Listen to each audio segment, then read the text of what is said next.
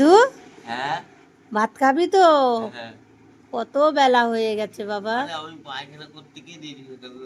পায়খানা করতে গিয়েই তো 8 ঘন্টা লাগবে না। ও, এই দেখো আজকে কি মাছ নিয়েছি দেখেছো? দেখেছি কি? কি মাছ বল তো? জানি আমি, বলতে হবে কি না। মাছ বল? বাটা মাছ। হ্যাঁ। বাটা মাছের এইগুলো কি বলে, এই যে এইগুলো? কি মি বলে ওইসব আমি জানি না। আর মাছে এই যে ডিম হয়েছে জানিস, প্রত্যেকটা মাছে ডিম হয়েছে। ডিম কোনগুলো? ডিম পেটের মধ্যে থাকে, তুই দেখতে পাবি না ওরকম করে সর। ডিম নিয়েছো? এ নাও ভাত খাও। মাছ খাবি যখন তখন ডিম দেখতে পারবি। ডিম নিয়েছো না ফেল দিচ্ছো, তাই বলছি। না না, সব ফেলে দিচ্ছি। নিয়েছি বাবা, পেট ভরা ডিম। খেয়ে নাও। 500?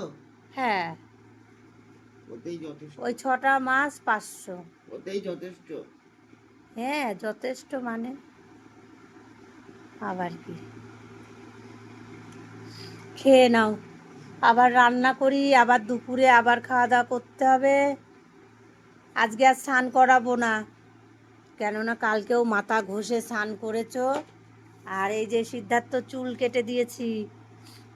সিদ্ধার্থ স্টাইল করতে চায়, মুখটা নিচু কর, মানে এতটাই ঠান্ডা লেগেছে, ওষুধ খাইয়েও মানে সেই ঠান্ডা কমছে না, নাক দিয়ে বেরোনোটা কমলে পরে একটু বাঁচত সিদ্ধার্থ।